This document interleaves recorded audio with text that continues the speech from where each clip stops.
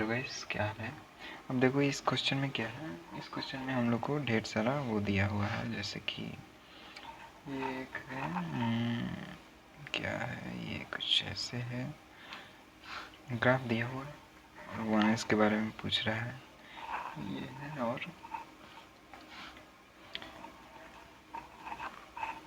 और भी एक है, और दूसरा जो है उसका कोई क्या ज़रूरत है नहीं, इतना से ही हो जाएगा, हम लोग को क्या दिक्कत है। हाँ, तो क्या है कि वन एस के बारे में पूछ रहा है, ठीक है। और कुछ ये जैसे कि इसके हिसाब से इसमें हम दो मेथड से बना सकते हैं। पहले हम इसका कंसेप्ट एक बार समझ लेते हैं, ये बोलना क्या चाह रहा है। ये बोलना चाह रहा है कि एक हम सेल के बारे में बात करना चाह रहा है। कोई ऐसे वो नहीं कर रहा है कि सिंपल कुछ, जैसे ये सेल है, ठीक है, सेल है। बोल रहा है कि इसका रेडियस आर है और इसका जो मोटाई है डी आर है, ठीक है। और इसका वॉल्यूम भी दिया हुआ है, वो 4 पाई,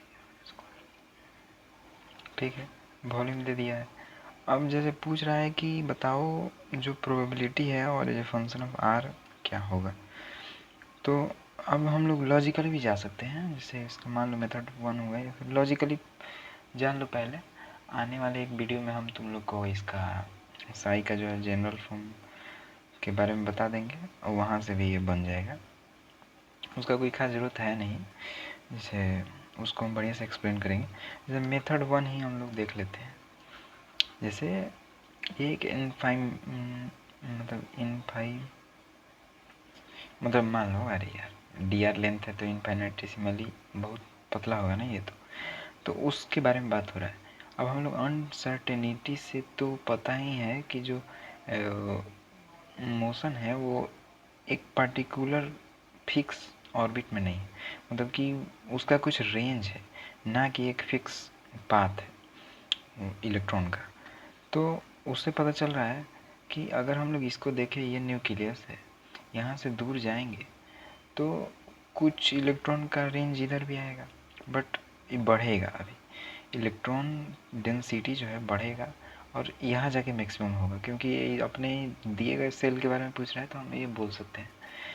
फिर उसके बाद कुछ बाहर भी घटेगा और आर जब इन्फिनिटी को जाएगा तो वो जीरो पे चल जाएगा, ठीक है। और न्यूक्लियस के पास तो जीरो ही होगा, क्योंकि ये जो जिस हिसाब से ये जिस ऑर्बिटल के बारे में बात करना चाह रहा है, एक सेल के बारे में बात करना चाह रहा है, तो उसके हिसाब से यहाँ जीरो होगा। तो यहाँ से हम लोग लॉजिकली जा सकते हैं कि ये ऑप्शन सही होगा, ठीक है। अब इसका और भी हम तरीका बता सकते हैं, जैसे कि कॉन्सेप्ट के रूप में हम लोग कॉन्सेप्ट सीख रहे हैं, तो हम लोग क्या, हम आप लोग को थोड़ा सा वो बता देते हैं। जैसे हम बता रहे हैं, जैसे जो रियल में प्रूफ होता है ना, प्रूफ नहीं, एक तरह से ग्राफ ही शेप साइज बता रहे हैं किसका, उसका ऑर्बिटल्स का। खास ज़रूरत नहीं है, बट हम बता दे रहे हैं। जैसे कि 1s जो होता है उसका कुछ ऐसे होता है। अभी ये 1s नहीं है, ये उसका बनाया हुआ एक सेल है, ये तो दूसरा है। इसमें तो अलग टाइप से इलेक्ट्रॉन डेंसिटी होगा। जो 2s होता है वो थोड़ा ऐसे होता है,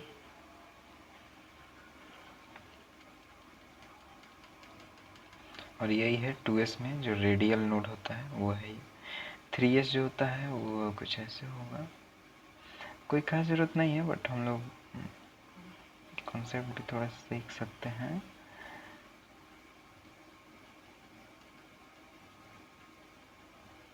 अब टाइम तो लगेगा ही, कॉन्सेप्ट सीखने में टाइम लगता ही है। ये 3s है, इसमें 2 रेडियल नोड है। फार्मूला से भी जा सकते हो, बट एक वो शेप दिमाग में रहता है तो थोड़ा ज़्यादा अच्छा लगता है। और 2s का बता देते हैं, 2s का भी देख लो। यहाँ पे एक नोड होगा। 3s का देख लो, ये कोई वैसे बताता तो नहीं है, बट समझ लो।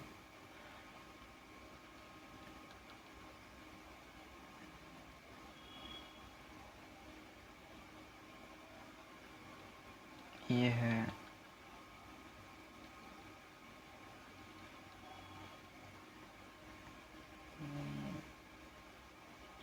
6 ये 3p है ना, सॉरी ये 2s नहीं है 2p है, 3p है, 3p है। और इसमें अब एक और लगा दो आगे, तो आगे चला जाएगा। कुछ इस टाइप का होता है, ज़्यादा कोई ज़रूरत नहीं है, बट एज ए कंसेप्ट दिमाग में रख सकते हैं लोग। बाकी तो ठीक है, हाईवे